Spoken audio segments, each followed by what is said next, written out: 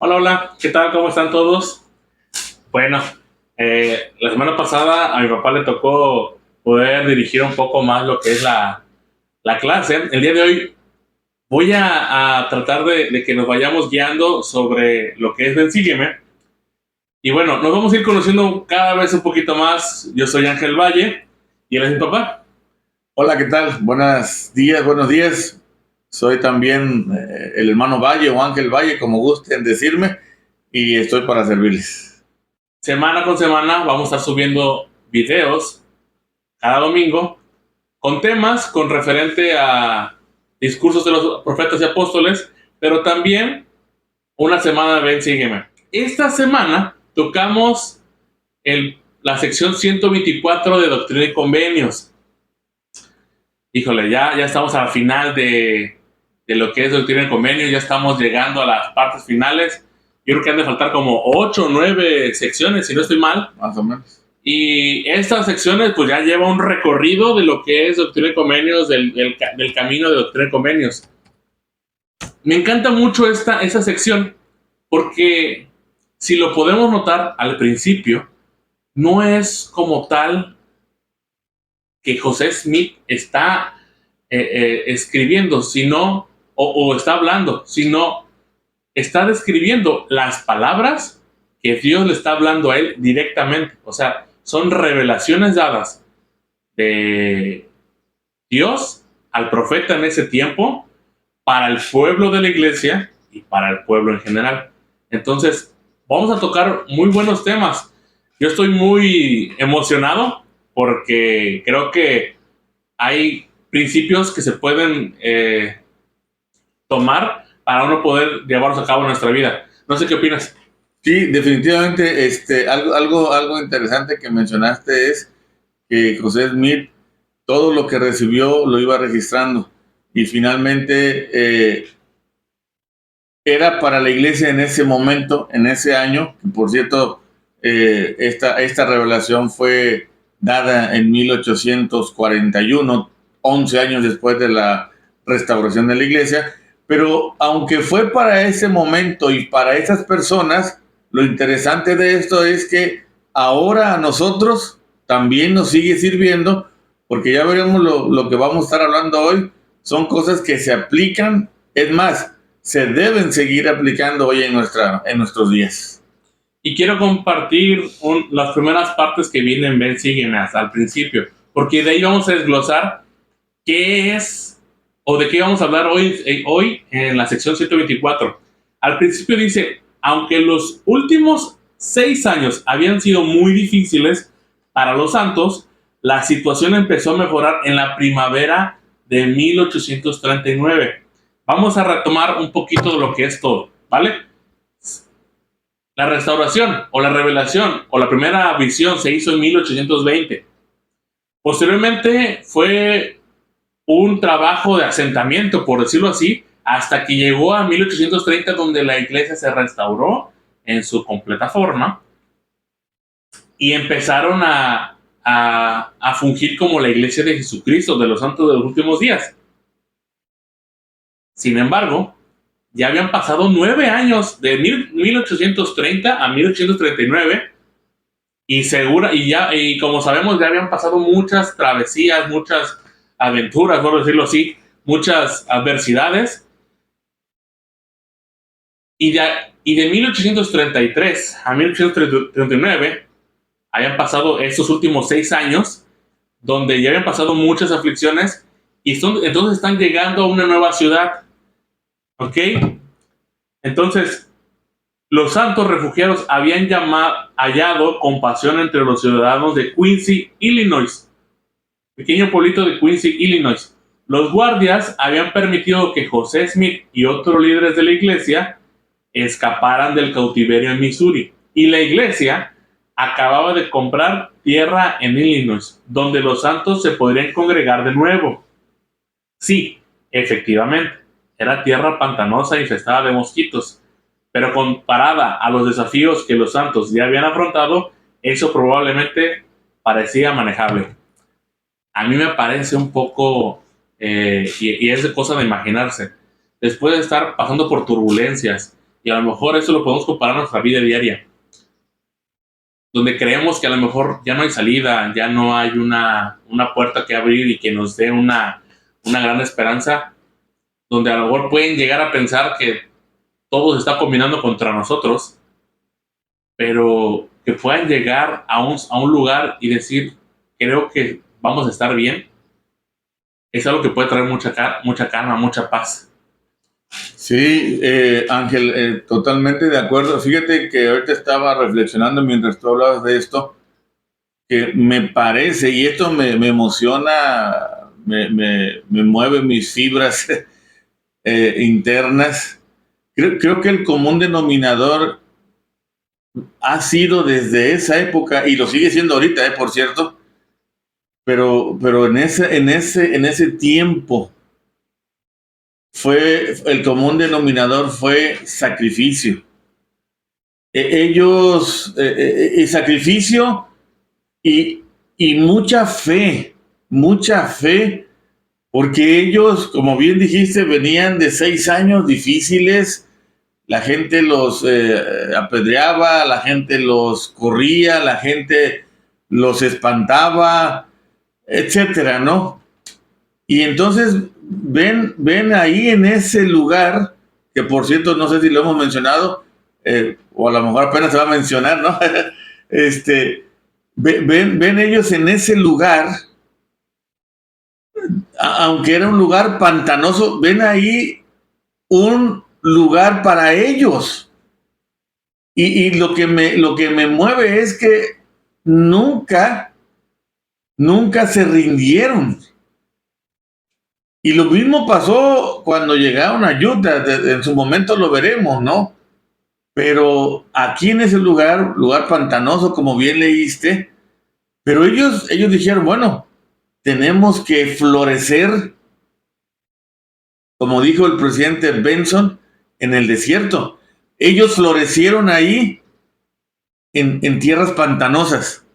Y eso es y ha sido el común denominador de los miembros de la iglesia en esa época, y es la misma doctrina que seguimos hoy enseñando. Sacrificio igual a bendiciones. Y aquí lo que menciona en una parte y que lo quiero complementar es que decían parecía manejable. Literalmente, a lo mejor acá sentían que no podían, no tenían forma de moldearlo a sus propios beneficios. Pero aquí tenían recursos, y digo recursos, me refiero a recurso natural, árboles, piso, suelo, animales. Tenían recursos para poder manejar toda la situación. Ya no había que romper el albedrío, y yo lo voy a poner así, a lo mejor de alguien más, o que te rompieran tu propio albedrío. Entonces, aquí simplemente tenían que empezar a hacer actividades para tener un progreso, y yo lo veo así, había áreas de oportunidad, había formas de mejorar. Entonces, sí, efectivamente, eran tierras pantanosas. Por tanto, drenaron el pantano y redactaron una carta de estatutos para una nueva ciudad, a la cual llamaron Nabú. O sea, sí, aquí la primera parte, vamos a decir, pusieron la base, fue drenar el pantano, ¿vale? Al drenar el pantano, ahora sí, ya se limpió la casa, ahora sí vamos a empezar a redactar una proclamación, ¿vale? Y dice que en hebreo significa hermosa, aun cuando era más una expresión de fe que una descripción apta, ¿ok? Por lo menos al principio. Mientras tanto, el Señor estaba inspirado en su profeta un sentimiento de urgencia. Tenía más verdades y ordenanzas que restaurar, y él necesitaba un santo templo donde poder coronar a sus santos con honra. Vamos a irnos metiendo un poquito más en materia, pero a lo que quiero llegar, y a lo que estoy pensando, y que a lo mejor está viendo ya en mi mente, es: hay que limpiar toda la basura que está dentro de lo que sea. Y a decirle lo que sea, podemos hablar de mí, en mi entorno, y yo creo que está principalmente de uno mismo. Eso es, ahí podemos partir. Y aquí en este caso, pues limpiaron el pantano. Vamos a decir más específicos, limpiaron el pantano, empezaron a poner la tierra bien como estaba, y ahora sí podemos empezar a formar una casa de Dios. Porque igual el objetivo no se haya perdido. A veces creemos que a lo mejor el objetivo se pierde cuando uno está haciendo otras actividades. Pero no, es que a lo mejor esas actividades están ayudando a que el objetivo se cumpla. Y si esas actividades principales o básicas o pequeñas no se realizan, el objetivo a veces no se puede llevar a cabo. Sí, sí, es correcto. Creo que bien dices en esta primera parte. Creo que lo que las familias deberíamos encontrar de enseñanza, al menos en lo personal así lo encuentro, es lo que ya mencionaste. Primero, limpiar, poner, digamos, el lugar adecuado, dejarlo listo para lo que sigue. Creo que es un buen principio y obviamente tenían que hacerlo, ¿no? Porque pues no tenían dónde vivir, no tenían dónde establecerse. Digamos que venían errantes, venían exiliados, venían corridos y es probable que a lo mejor no encontraban otro lugar. Y bueno, me ha tocado escuchar experiencias de personas que dicen, y me viene a mi mente, por ejemplo, cosas del trabajo. Recuerdo hace años un familiar, por cierto, un buen amigo familiar, dijo, bueno, allí en el trabajo hacía falta alguien que hiciera esto. Nadie lo quería hacer. Nadie quería meterse a eso. Y dije, pues, y él dice que dijo, bueno, si no hay nadie, pues lo voy a hacer yo. Y gracias a esa persistencia que él tuvo y de agarrar lo que nadie quería agarrar, hoy en día, 35 años después, está jubilado de su trabajo, ya terminó. Obviamente le costó mucho llegar a donde llegó en su momento, pero valió la pena. Me parece que los santos hicieron lo mismo ahí. Lucharon, agarraron lo que nadie quería, lo que nadie hubiera agarrado, la zona pantanosa, lo embellecieron, lo hicieron crecer y bueno, lo demás es historia, aquí estamos.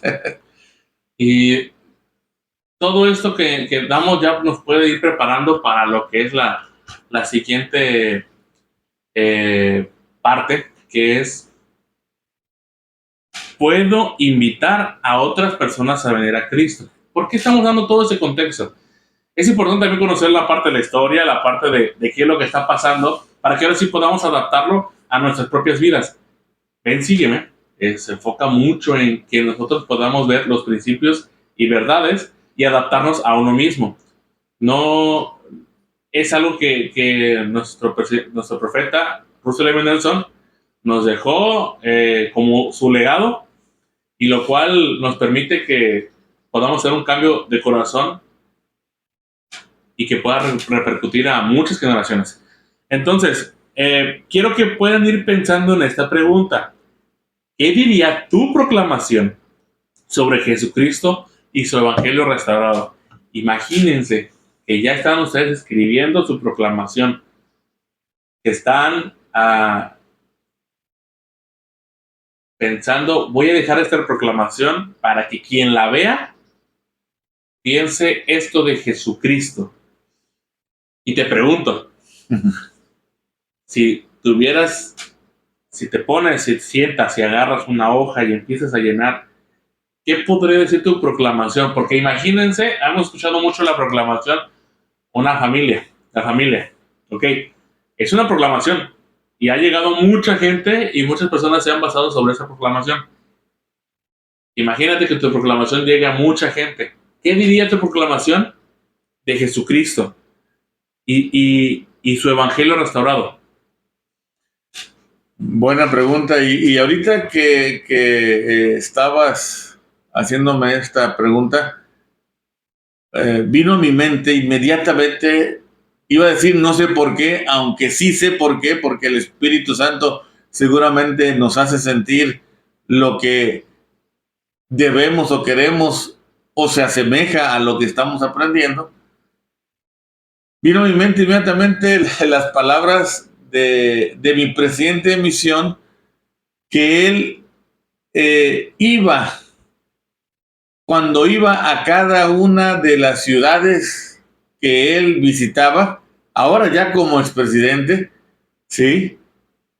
Y él siempre le decía a los miembros y a los exmisioneros que podía, con los que podía platicar, que habían sido de la misión donde estuvimos, él les decía: nunca te apartes de la iglesia. Y esa frase siempre la decía y la repetía a cada hermano o hermana que él había dirigido o asesorado en la misión. Creo que mi proclamación de Cristo sería esa: nunca te apartes de Cristo. Ciertamente a veces hay muchas cosas que podrían hacernos que nos apartáramos de Cristo. Pruebas, desafíos, incluso diferencias entre personas dentro de la misma agrupación, dentro del mismo barrio, dentro de la misma estaca, u otras cosas pueden hacer. Pero si algo yo pondría en esa proclamación, además de mi testimonio de Cristo, sería decirles e invitar a todos que no hay otro mejor lugar, que no hay otra mejor manera de pensar, que no hay otra mejor manera de basar nuestras decisiones, sino siguiendo a Cristo. Entonces, creo que con letras grandes yo pondría: nunca te apartes de Cristo. Y quiero que reflexionemos de qué forma podemos empezar a invitar a alguien más a que pueda conocer acerca de Jesucristo. Y yo te voy a dejar una actividad, ya sea que si la quieres tomar o no, pero te invito a que lo hagas, ¿vale? La actividad es esta. Piensa y ponle el nombre y apellido a quién podrías invitar a que escuche acerca de Jesucristo o a que escuche esta proclamación por la cual tú estás ya escribiéndola, y que pueda ser esa persona. A lo mejor pueden ser 5 personas, pero vamos a empezar con una. Pon el nombre y apellido a esa persona que te gustaría invitar a que escuche acerca de Jesucristo. Y con esto nos vamos a ir al siguiente punto, que dice: ¿puedo ser un discípulo ¿puedo ser un discípulo en quien el Señor confíe? No sé si te has preguntado esto, pero yo he estado meditando un poco acerca de esta frase. ¿En qué momentos yo me he sentido que Dios puede confiar en mí para ser su discípulo?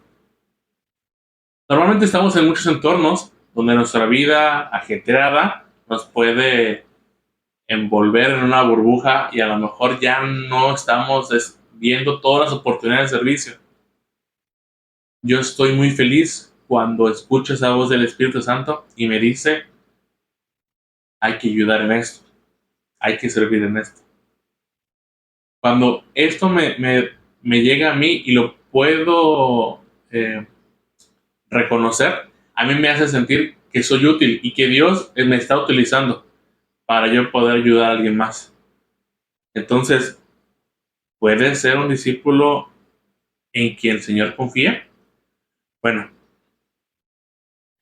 quiero que medites y que a lo mejor aquí donde nos ayudes, ¿de qué forma sientes que el Señor ha expresado su amor y su confianza hacia ti? Si a lo mejor quieres comentarlo, quieres expresarlo, manda un comentario y igual lo podemos analizar, ¿ok? ¿De qué forma te ha expresado el Señor su amor y confianza? ¿De qué forma te lo ha expresado? Muy buena pregunta. Hoy por la mañana escuché los comentarios de varios de mis hermanos de ahí en el barrio al que pertenezco, al que pertenecemos. Y efectivamente las hermanas y los hermanos tenían mucha razón. Coincido con ellos. Antes de mencionar lo que ellos mencionaron, yo quiero decirte algo, Ángel, y queridos amigos, el discipulado no es fácil, no es sencillo. Y solamente basta con recordar al joven rico. El joven rico, ustedes saben tal vez muy bien esta parábola. No fue fácil. De hecho, el joven rico le dijo al Salvador, pues yo ya soy bueno, hago todo, me guardo todos los mandamientos. Ah, sí. Bueno, ahora vende todo lo que tienes, regálalo a los pobres y sígueme. Y el joven rico no pudo, porque su corazón estaba puesto en otro lado. Hacía parte, pero no todo. El discipulado no es sencillo. Hay que renunciar a todo para ser un verdadero discípulo. Sin embargo, en que aún así el Señor me tiene confianza en muchas cosas, pese a que no soy el discípulo perfecto. En eso yo creo que todos estamos trabajando. Pero en ese proceso y pese a que no soy el discípulo perfecto, el Señor aún sigue confiando en mí. ¿En qué? Bueno, alguien dijo hoy en la mañana y me gustó y coincido con ella, con esa hermana, dijo, nos ha dado hijos. Imagínense la gran responsabilidad que es recibir a un espíritu que Dios creó allá arriba, que es, espiritualmente hablando, es mi hermano, pero nació como mi hijo aquí. Y me dijo el Señor, aquí está. 1, 2, 3, 4, 10, 12, no sé. Tengo una tía abuela que tuvo 18 hijos. Entonces, si eso no es que Dios confía en mí, entonces no entendería qué es. Pero aparte de eso, también nos da llamamientos y nos da la oportunidad de ayudar a otras personas a través de los llamamientos. Los llamamientos también son muestras de que Dios confía en mí y confía en todos. Por eso es, y puedo decirlo así, que busquemos participar en la obra de Dios, que busquemos hacer algo por los hijos de Dios. En esa medida, el Señor estará confiando más en nosotros. Completamente. Con esa misma parte que Dios nos confía a nosotros, le confía a cualquier persona. A veces nosotros nos sentimos especiales porque nuestra comunicación es con Dios directamente y creemos, a lo mejor podemos llegar a sentir que somos las personas más amadas. Un ejemplo de esto fue Juan, uno de los apóstoles de Jesucristo. Él sentía como Juan el amado y así se autotituló. A veces así nos sentimos nosotros, con el mismo amor, que somos los más amados de Dios. Sin embargo, y con esto, más bien no sin embargo, con esto, el Señor desea que acojamos y que aceptemos a los demás con las mismas características que nosotros también tenemos, de que somos hijos de Dios, nuestra misma precedencia, de donde venimos, Procedencia, ¿verdad? Sí. Procedencia. Procedemos. Muchas gracias. Sí. Y con esta misma procedencia que tenemos, que también somos hijos de un ser altísimo, del Dios omnipotente, al igualmente Él nos invita a que podamos acoger y que aceptemos a los demás, sea quien sea, ¿ok? Y a lo mejor esta parte pueda ser un poquito, vamos a decir, complicada. Vamos a decir complicada, ¿por qué? Porque a veces no podemos separar las acciones de la persona. Y entonces creemos que las acciones y la persona son una misma. Y entonces cuando alguien hace algo malo, pensamos que la persona es totalmente mala. Pero bueno, a esto vamos a irnos metiendo un poquito más. Y a lo mejor vamos a ir analizando. Recuerden que cada sentimiento y pensamiento que ustedes y nosotros tengamos son individuales. Entonces, esperamos que el Espíritu Santo nos pueda guiar a cada uno de nosotros para que esto pueda enseñarnos y nos pueda seguir nutriendo. Vamos a leer unos pequeños versículos y voy a decirlos. Ellos se encuentran en la sección 124. Vamos a leer primero del 22 al 24. Y dice: edifiquen una casa en mi nombre, mi siervo George, y mi siervo Lyman, y mi siervo John Snyder, y otros, tal como mi siervo José les muestre, en el sitio que él también les indicará. Y será una casa de hospedaje, una casa en donde el forastero que venga de lejos puede alojarse.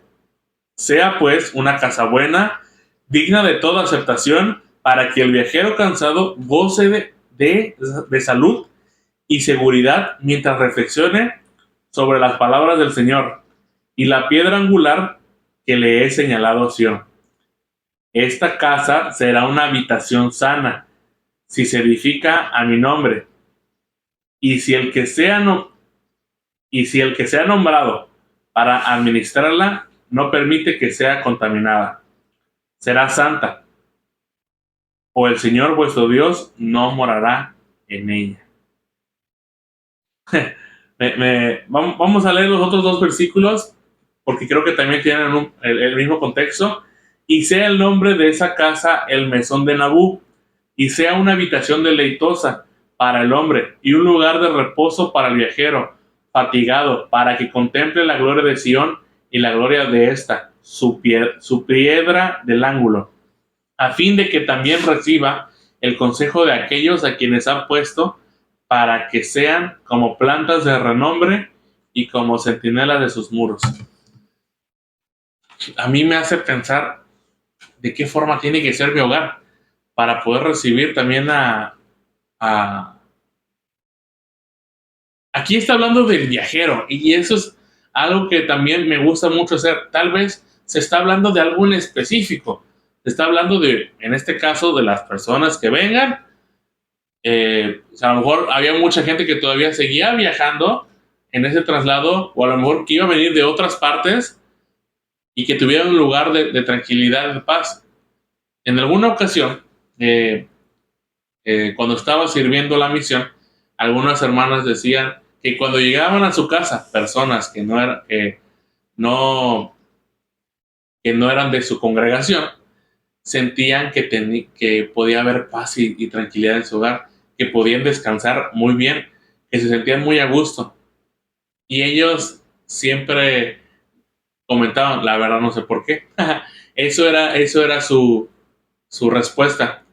Y las personas que llegaban a su casa decían: me encanta venir aquí porque siempre siento paz y tranquilidad. A mí me hace pensar que mientras el Espíritu Santo pueda estar en nuestros hogares, vamos a poder sentir paz y tranquilidad. Pero para eso necesitamos preparar nuestro hogar. Aquí decía que literalmente sea un lugar donde el viajero pueda disfrutar de salud, de descanso, que si a lo mejor llega cansado pueda recuperar su energía y nuevamente seguir adelante. Yo lo puedo ver a lo mejor, a lo mejor lo traigo por mis hijos, donde yo pueda llegar, cuando yo llegue a casa y que mis hijos lleguen a casa, puedan sentirse tranquilos, protegidos, amados. Siempre me gusta mucho adaptarlo a mi vida personal, porque eso me ayuda a que yo pueda seguir avanzando y progresando. ¿Qué opinas? ¿Qué opinas de estas escrituras que está hablando? Sí, Gracias, Ángel. Vienen a mi mente muchas cosas. Voy a compartir primero que efectivamente este lugar, el Mesón de Nabú, como lo menciona ahí, fue un edificio que se construyó, como bien lo dijiste tú, para la gente que llegaba ahí y pudiera encontrar refugio y paz. El Señor siempre ha pensado en las personas, en sus hijos, y esto no fue la excepción. Yo estaba recordando ahorita que estabas mencionando esto, dos casos. Eh, Uno aquí en Poza Rica, recuerdo porque me tocó ir a visitar a esta hermana y cuando llegamos a visitar a esta hermana y nos pasó a su sala, nos sentó, inmediatamente, sin preguntarnos, nos dio un vaso de agua, de fruta, porque la hermana siempre tenía agua de fruta preparada en su casa. Y me acordé del viajero cansado. Nosotros andábamos haciendo en aquella ocasión las visitas de orientación familiar. Así es de que yo no recuerdo si íbamos en auto o caminando, pero finalmente tuvimos que llegar ahí. Y entonces después alguien me dijo, no, es que la hermana siempre recibe así a los visitantes, a quien sea, con un vaso de agua y generalmente de fruta porque ella siempre le gusta preparar eso. Otra experiencia en la misión es de una hermana que siempre que pasábamos a su casa, siempre, mi primer área, Tecomán, Colima, saludos a los de Tecomán, Colima, siempre la hermana tenía unos cocos porque Tecomán es un lugar de muchas palmeras, trabajan el coco, la copra y el coco y el aceite y todo lo que sale del coco. Pero siempre tenía cocos en su casa y siempre que llegábamos abría uno, dos, tres cocos, no sé, los ponía en una jarra, les ponía agua, lo aumentaba con agua, limón y hielo y azúcar. Y siempre, yo no recuerdo que una vez que hayamos ido no haya hecho lo mismo, nos invitaba una fresca y dulce agua de coco. Puedo pensar que creo que esos dos ejemplos eh, son los que se le revelaron a José Smith en aquella ocasión. ¿Cómo debo yo recibir al visitante en mi casa? Así, como estas dos buenas hermanas. Wow, qué buenos, qué buenas historias, qué buenas anécdotas y las apreciamos muchísimo porque son personales y creo que es algo que cada quien vive. Seguramente tú también tienes anécdotas, experiencias espirituales que te han fortalecido y con base a eso te guías para toda tu vida. Entonces, yo ahorita ya estoy pensando en que a lo mejor qué cambios voy a hacer para que cuando llegue alguien a mi casa puedan revitalizarse y seguir con más energía. Normalmente tenemos la oportunidad de a lo mejor los misioneros cuando llegan a nuestras casas, de qué forma podemos llenarlos de vida, cuando todos los días a lo mejor están sirviendo y a lo mejor llega un momento donde entra el desánimo y a lo mejor un vaso puede ser lo que te vuelva a reactivar las energías. Entonces, y a creo que cualquiera que estamos sobre esa tierra hemos conocido alguna vez esa desdicha o a lo mejor la intranquilidad, el desánimo y creo que una palmada. Y por decir, voy a decir sí, una palmada, pero es cualquier gesto de amabilidad que a lo mejor nos hagan, siempre nos va a traer felicidad. Y vuelvo a traer la palabra, la frase que la otra vez dije, la blanda respuesta quita la ira. Yo creo que aquí se podría enfocar en cualquier sentimiento de amabilidad puede traer felicidad, ¿vale? Entonces, edifiquemos templos al Señor para recibir ordenanzas sagradas. Ya estamos llegando al último punto, que queremos tocar el día de hoy, porque como les dije, el objetivo de llegar a Nauvoo es seguir edificando templos. Siempre ha sido el objetivo de la iglesia, edificar templos, porque en esos lugares se encuentran las ordenanzas sagradas. De otra manera, no se podrían llegar a hacer. Sabemos que las ordenanzas que se hacen dentro de una iglesia, de una capilla, son el bautismo. Sin embargo, las obras que repercuten del otro lado del velo a vivos y a muertos es las ordenanzas que se hacen en el templo, como las que se realizan ahí.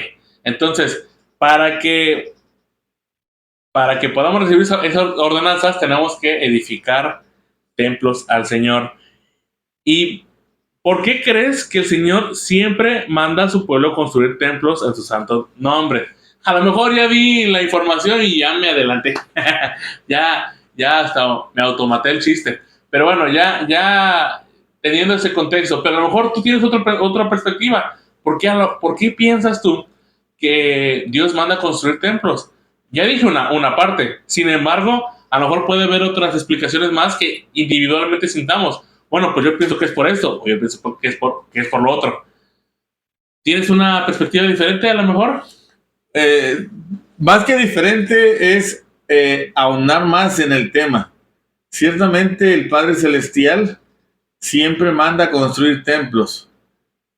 Al fin del día es, digamos, la máxima estancia, lugar, casa que Dios tiene en la tierra. Pero quiero agregar esto. Si Dios nos puede bendecir de alguna manera, es dándonos la oportunidad de hacer ordenanzas. ¿Por qué? Porque es la manera en la que nosotros pactamos con Dios. Es la manera en la cual nosotros prometemos a Dios. Y entonces, en esa medida, nosotros, si cumplimos con ese pacto, con esa ordenanza, las bendiciones de Dios no se van a dejar esperar. Más buscar primeramente el reino de Dios y su justicia, y todas las cosas llamadas añadidura, todo lo material, todo lo que se corrompe y perece en esta tierra, todo eso va a llegar como consecuencia, como añadidura de hacer las cosas correctas. Obviamente, esto no es una invitación a ser flojos, no, obviamente no. Pero primero hay que obedecer, primero hay que ser fiel, primero hay que comprometerse con Dios. Y cuando nosotros busquemos las cosas materiales, entonces Dios no va a tener ningún problema en decir, hijo, ahí están las cosas, más fácil de lo que tú pensabas, porque primero me has buscado a mí. Entonces, los templos es eso. Los templos deben existir. Los templos son los lugares más hermosos sobre la tierra. Pero además de que son el lugar en donde podemos hacer ordenanzas, hay algo todavía me parece más importante, que el Elder Bernard ha mencionado muchas veces. Él ha dicho, no les llamen templos. De ahora en adelante será la casa del Señor. Y es que es cierto, cuando nosotros vamos al templo, el templo es la parte física, el edificio, toda la construcción. Pero ir a la casa del Señor es ir a saludarlo a Él adentro y la comunicación que uno tiene. Y entonces con esto quiero decir que todavía algo más importante, todavía después o por encima de las ordenanzas, es la paz que yo voy a encontrar estando en los salones del templo. Esa paz que solamente viene de comunicarse con Dios, de cuando yo estoy en una comunicación directa con el Dios. Y eso, aunque se pueda hacer en casa, en oraciones, ahí es de una forma mucho más directa y mucho más cercana. Y fíjate que desde que se hizo el templo de Nabú, se han ya anunciado más de 300 templos a lo largo del mundo. Y bueno, hay una frase que dijo Russell M. Nelson y la voy a compartir. Sabemos que nuestro tiempo en el templo es crucial para nuestra salvación y exaltación, y la de nuestras familias. Los ataques del adversario están creciendo de manera exponencial, en intensidad y en variedad. Nuestra necesidad de estar en el templo regularmente nunca ha sido mayor. Se nos ha dicho que en esos últimos tiempos vamos a tener que depender todavía aún más de la comunicación con el Espíritu Santo.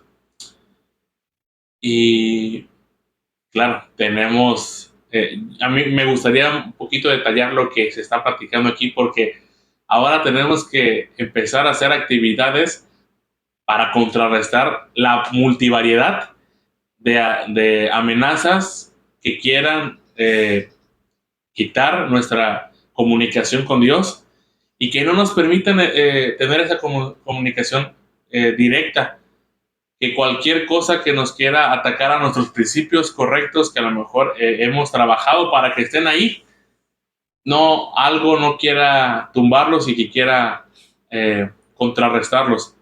El templo es una de esas actividades que puede ser, puede contrarrestar a todas estas adversidades que podemos llegar a tener en el diario vivir, y nos da una protección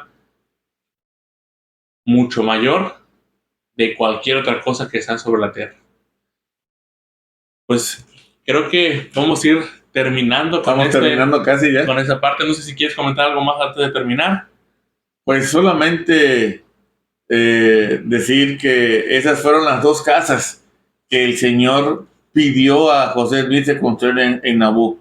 El mesón de Nabú, que era el lugar para recibir a los viajantes y que sintieran paz física, y la casa del Señor o el templo de Nabú, que también se pidió que se construyera porque no había otra manera de que el hombre en ese momento siguiera progresando espiritualmente sino a través de las ordenanzas.